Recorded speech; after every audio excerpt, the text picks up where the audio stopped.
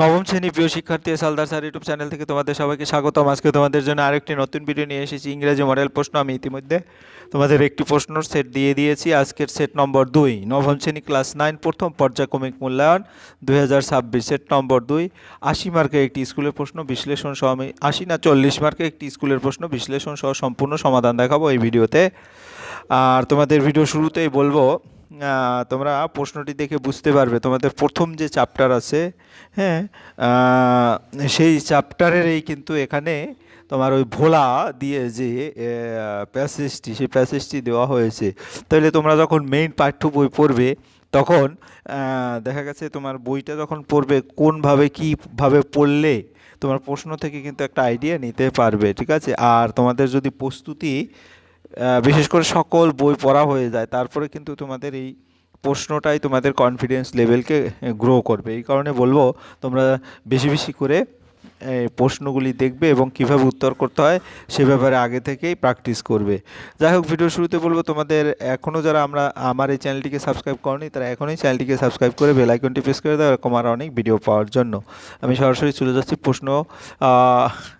First summative evaluation test 2026 class 9, full mark 40, time হচ্ছে 80 minutes. আর subject English, question number 2 আমি ইতিপূর্বে একটি দিয়েছি। যাই হোক, এই প্রশ্নটি আমি বিশ্লেষণ করব এক এক করে। দেখা যাচ্ছে 1 থেকে 7 পর্যন্ত প্রশ্ন আছে। এর মধ্যে 1 নম্বরে আছে সিন প্যাসেজ, 2 নম্বরে হচ্ছে তোমার কবিতা বা পোয়েম, 3 নম্বরে হচ্ছে আনসিন প্যাসেজ, সেখান থেকে মানে পড়ে উত্তর দিতে হবে, এবং 4 নম্বরে হচ্ছে তোমার গ্রামার অ্যান্ড ভোকাবুলারি 4, 5, 6, এবং 7 নম্বরে হচ্ছে তোমার রাইটিং স্কিল। যাই হোক, আমি প্রথমে 1 নম্বর প্রশ্ন দেখাবো। Read the following text carefully and answer the given questions. এই প্যাসেজটি ভালো করে পড়ে তারপর উত্তর দিতে হবে, সেটা বলেছে। Once Bhola grandpa had a great adventure, অর্থাৎ তোমাদের প্রথম যে বইয়ের প্রথম টপিক্সটা, সেই টপিক্স থেকেই কিন্তু এই প্যাসেজটি দেওয়া হয়েছে। তা আমরা প্যাসেজটি ফুললি যদি বিশ্লেষণ করি লাইন বাই লাইন, তার আগে প্রশ্নটি ক্লিয়ার করে দেখে নাও, বড় করে দিয়েছি। এই যে লাইন বাই লাইন এখন আমি দেখাবো। তা প্রথম যে লাইনটা, once Bhola grandpa had a great adventure in the Sundarbans, একবার ভোলা দাদু সুন্দরবনে এক ভয়ঙ্কর অভিজ্ঞতার সম্মুখীন হয়েছিলেন। In those days royal Bengal tiger freely roamed, হ্যাঁ, the dense jungle of the Sundarban, সেই সময় সুন্দরবনের ঘন জঙ্গলে রয়্যাল বেঙ্গল, হ্যাঁ, বাঘ অবাধে ঘুরে বেড়াতো। People took care to move about only in groups particularly after sundown, মানুষ বিশেষ করে সূর্যাস্তের পর দল বেঁধেই চলাফেরা করত। এই ছিল তোমার টোটাল যে গল্প, সেই গল্পর থেকে এই যে এখন আমরা সরাসরি উত্তর যদি দেখি, হ্যাঁ, one evening Bhola grandpa was returning from the weekly market, এক সন্ধ্যায় ভোলা দাদু সাপ্তাহিক বাজার থেকে ফিরছিলেন। Suddenly at a distance of about 500 yard, হ্যাঁ, behind him he heard the growl of a royal Bengal tiger, হঠাৎ প্রায় 5 গজ দূরে তার পিছনে একটি রয়্যাল বেঙ্গল টাইগার গর্জন শুনতে পেলেন। Bhola grandpa turned and found the bright gaze, হ্যাঁ, of the tiger on his face, Bhola দাদু ঘুরে দেখলেন বাঘটির উজ্জ্বল দৃষ্টি তার মুখের দিকে তাকানো। হ্যাঁ, তারপরে যদি আমরা দেখি পরের সেন্টেন্সগুলি, ভোলা 7 নম্বর sentence, Bhola grandpa instantly climbed up a nearby banyan tree, সঙ্গে সঙ্গে ভোলা দাদু কাছের একটি বট গাছে উঠে পড়লেন। হ্যাঁ, the tiger roared and circled the tree about 100 times, বাঘটি গর্জন করতে করতে প্রায় 100 বার, হ্যাঁ, গাছটির চারপাশে ঘুরলো। Then it settled down under a bush without taking its eye off him, তারপর দৃষ্টি না সরিয়ে একটি ঝোপের নিচে বসে পড়লো। হ্যাঁ, তারপরে with nightfall the forest grew dark and silent, রাত নামলে জঙ্গল অন্ধকার ও নিস্তব্ধ হয়ে গেল। Bhola grandpa could hear the tiger beating still on the dry leaves, ভোলা দাদু শুকনো পাতার উপর, হ্যাঁ, বাঘের লেজের আঘাতের শব্দ শুনতে পাচ্ছিলেন। আওয়ার্স পাস, অনেক সময় কেটে গেল। এই ছিল গল্প।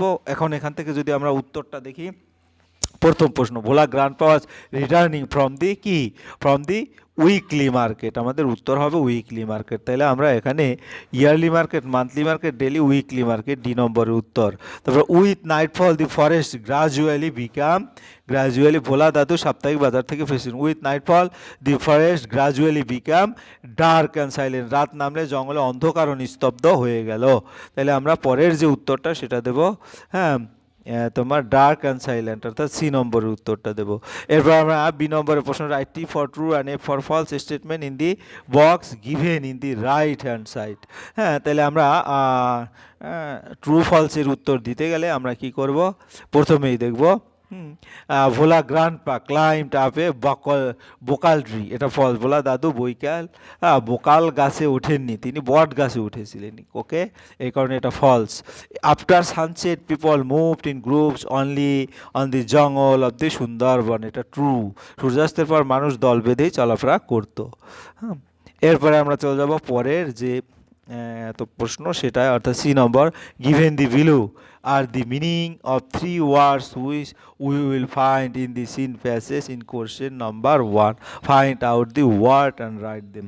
টু লুক ফিক্সডলি, প্রথমটা যেটা বলছে টু লুক ফিক্সডলি, অর্থাৎ স্থির দৃষ্টিতে তাকানো, গেস। এই গেসটা কিন্তু তোমার এখানে আছে, গেস তোমরা যদি খুঁজে বের করতে পারো, দেখো এখানে গেস আছে, সেই গেসের এই যে দেখো গেস, GAZT, গেস, ঠিক আছে, এই গেসের যে অর্থ আর ওইটার অর্থ স্থির দৃষ্টিতে তাকানো। তা to make a low guttural sound of anger, এটা হচ্ছে গ্রোল, গর্জন করা। হ্যাঁ, তাহলে এখানে গর্জন করা কিন্তু ওইভাবে তোমরা খুঁজে বের করতে পারবে, অর্থাৎ to make a low guttural sound of anger, এটার অর্থ যা, গ্রোল অর্থ এক কথা, ডিপ, থিক, এটা ডেন্স, এটা ঘন, ডেন্স, এখানেও কিন্তু গল্পে তোমার ডেন্স আছে। যাই হোক, ABC এক এক করে 3টি প্রশ্নের উত্তর আমাদের দেওয়া হয়ে গেছে। এখন তোমাদের এখান থেকে পরের যে কবিতাটা, সেটা যদি আমরা একটু পড়তে চাই, তাহলে তার আগে আমাদের শব্দার্থগুলি যদি একটু দেখি, তাহলে কবিতাটা সুন্দর হবে। যেমন নেস্টলেট, বাসা বেঁধে থাকা, কোট, পাখির খোয়ার, ডাল, মলিন বা নিরানন্দ, ডাংহিল, গোবর বা সারটিবি, হিত, হিত অর্থ অনাবাদি মাঠ, এবং মিল সেলস হচ্ছে কলের পাল, র্যাভেন অর্থ দ্বারকাক, স্টাবেল অর্থ ফসল কাটার পর পড়ে থাকা ছোট ডাটা, লি অর্থাৎ মাঠ বা জমি। এখন আমরা কবিতাটি পড়ব, কবিতাটি পড়ে উত্তর দেওয়ার চেষ্টা করব। হ্যাঁ, পোয়েম। হ্যাঁ, দি পিগন নেস্টেল রাউন্ড দি কোট, কবুতরগুলি খোয়ারের চারপাশে বাসা বেঁধে রয়েছে। অন ডাল নভেম্বর ডেজ লাইক দিস, এই ধরনের নিরানন্দ মলিন নভেম্বর দিনে। দি কুক আপন দি ডাং হিল ক্রাইং, হ্যাঁ, সার টিভির উপর দাঁড়িয়ে মোরগ ডাকছে। দি মিল সেলস অন দি হিথ, ক্ষেতের মাঠে কলের পালগুলি ঘুরে চলছে। দি feather from the raven's breast, দ্বারকাকের বুক থেকে ঝরে পড়া একটি পালক। ফলস অন দি স্টাবেলি, কাটা ফসলে শুকনো ডাটা ভরা জমিতে পড়ে আছে। তারপরে গিয়ে পরের লাইনগুলি যদি আমরা আবার একটু দেখি, তাহলে দেখব তোমার এরপরে আসলে কবিতা আমার হয়ে গেছে। এরপরে যদি আমরা প্রশ্ন উত্তর দেখি, বা সংক্ষিপ্ত, নভেম্বর নিরানন্দ দিনে প্রাকৃতিক দৃশ্য, কবুতরের বাসা, মোরগের ডাক, তারপরে হিত অঞ্চলে ঘূর্ণায়মান কলের পাল, দ্বারকাকের পালক ইত্যাদি বর্ণনা করা হয়েছে। Complete the sentence. The name of the poet is John Clare, আমাদের এটা পাঠ্য বইতে কবির নাম হচ্ছে John Clare. Here stubble means short dry stalk, হ্যাঁ, তারপরে লেফট আফটার হারভেস্টিং, ফসল কাটার পর জমিতে পড়ে থাকা ছোট শুকনো ডাটা। তাহলে এখানে এরকম করে যে প্রশ্নগুলি দেওয়া আছে সেইগুলি কিন্তু তোমার, হ্যাঁ, এক এক করে। The name of the poet, যেটা আমরা উত্তর দিয়েছি। হেয়ার স্টাবেল মিন্স, সেটাও দিয়েছি। Answer the following question, B নম্বর, where do the pigeons nestle write in sentence. হ্যাঁ, তাহলে where do the pigeons nest round the cote, কবুতরগুলো খোয়ারের চারপাশে বাসা বাঁধে, রাউন্ড দি কোট। হ্যাঁ, এরপরে আমরা চলে যাব পরের যে প্রশ্ন। হ্যাঁ, ট্যুরিস্ট, এই সিন কম্প্রিহেনশনের যে ওয়ার্ড মিনিংগুলি, ট্যুরিস্ট ডেস্টিনেশন, পর্যটন কেন্দ্র, পিলগ্রাম সেন্টার, তীর্থস্থান, ডেভোর্স ভক্ত, ডিরাইভ ফ্রম থেকে এসেছে, অ্যাবোর্ড বাসস্থান, তারপরে সিজনাল ফেয়ার ঋতুভিত্তিক মেলা। এরপরে আমরা লাইন বাই লাইন যদি দেখি, Deoghar is a famous tourist destination and a major Hindu pilgrim centre, Deoghar একটি বিখ্যাত পর্যটন কেন্দ্র এবং একটি প্রধান হিন্দু তীর্থস্থান। হ্যাঁ, each year between July and August about 8 million devotees come to Deoghar from various parts of India, প্রতি বছর জুলাই এবং আগস্ট মাসের মধ্যে ভারতের বিভিন্ন অংশ থেকে প্রায় 80 লক্ষ ভক্ত দেওঘরে আসেন। The name Devghar has been derived from the Dev and Ghar, meaning the abode of the god. Deoghar নামটি দেব এবং ঘর শব্দ থেকে এসেছে, যার অর্থ ঈশ্বরের বাসস্থান। Deoghar is also known as the তোমার বৈদ্যনাথ ধাম অ্যান্ড বাবা ধাম। হ্যাঁ, দেওঘর বৈদ্যনাথ ধাম এবং বাবা ধাম নামেও পরিচিত। Deoghar has been referred to as Hari Haritaki Ban or কেতবী বন ইন সংস্কৃত টেক্সট। সংস্কৃত গ্রন্থে দেওঘরকে হরিতকি বন অথবা কেতবী বন বলা হয়েছে। The most important seasonal fairs held at Deoghar are the occasion of Shivratri, তারপরে তোমার কি সোমবারী, তারপরে শ্রীপঞ্চমী, শ্রাবণ, শ্রীপঞ্চমী। অর্থাৎ দেওঘরে যে গুরুত্বপূর্ণ ঋতুভিত্তিক মেলাগুলি হয় সেগুলো অনুষ্ঠিত হয় শিবরাত্রি, শ্রাবণ, তারপর সোমবারী, শ্রীপঞ্চমী উপলক্ষে। এবং আদার ইম্পর্ট্যান্ট ফেয়ার্স আর গোপাষ্টমী মেলা, তারপরে দশহরা মেলা, তারপরে মকর সংক্রান্তি মেলা, তারপরে নেওয়ান মেলা। অর্থাৎ মধ্যে রয়েছে অন্যান্য গুরুত্বপূর্ণ মেলার মধ্যে হচ্ছে গোপাষ্টমী মেলা, দুর্গাপূজার দশহরা মেলা, তারপর মকর সংক্রান্তির মেলা এবং নেওয়ান মেলা।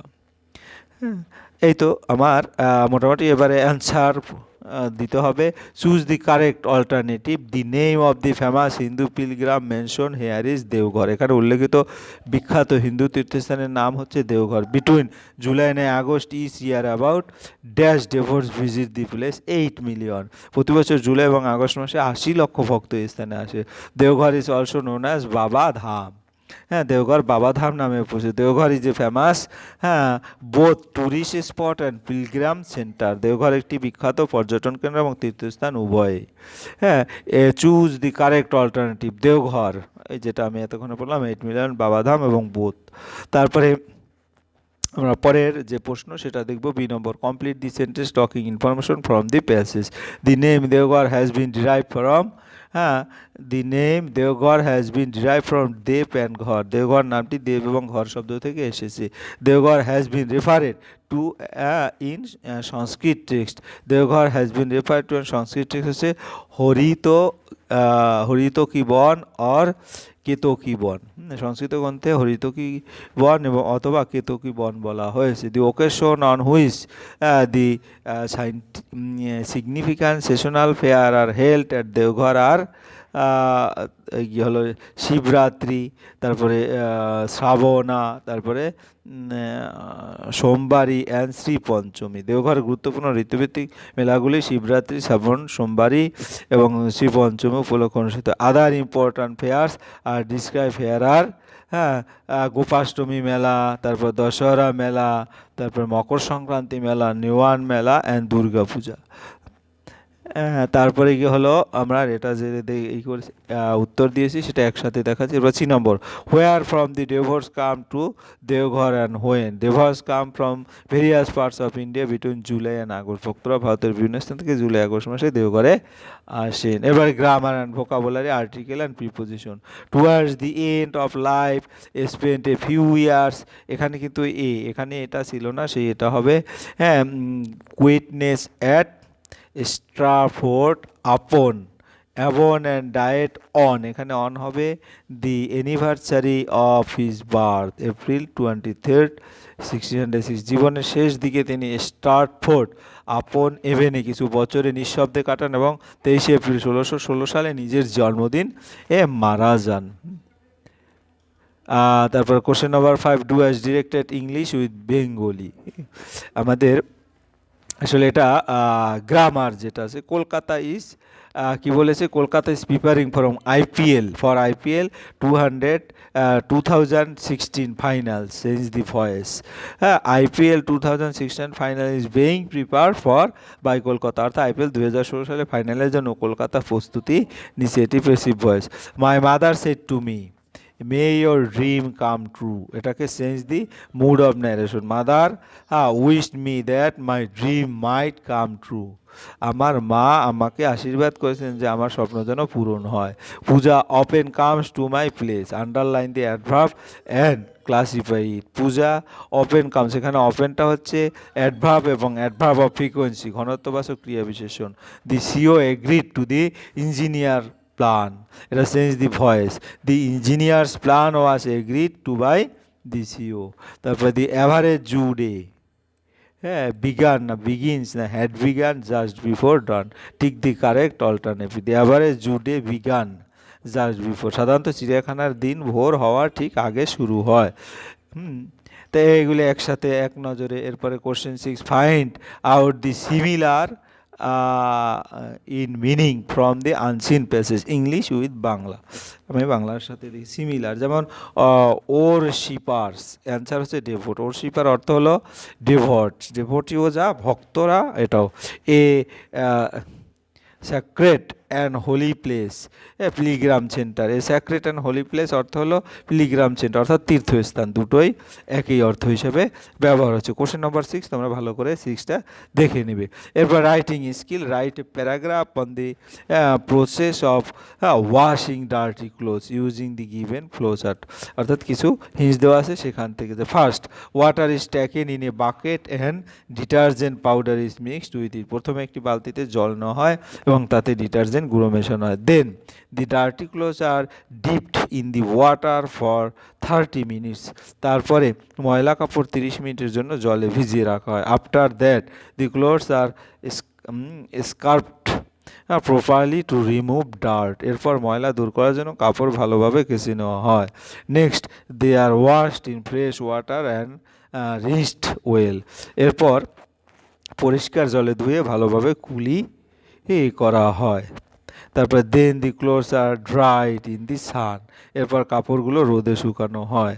After drying they are pressed, হ্যাঁ, উইথ অ্যান আয়রন, হ্যাঁ, শুকানোর পরে তাদেরকে কী করা হয়, ইস্ত্রি করা হয়। Finally the clothes become ready to use again, হ্যাঁ, শেষান্তে বা ফাইনালি, হ্যাঁ, কাপড়গুলো রেডি হয়ে যায় ব্যবহার করার জন্য আবার। ঠিক আছে, এই ছিল টোটাল যে প্রশ্ন এবং তার সামগ্রিক উত্তর।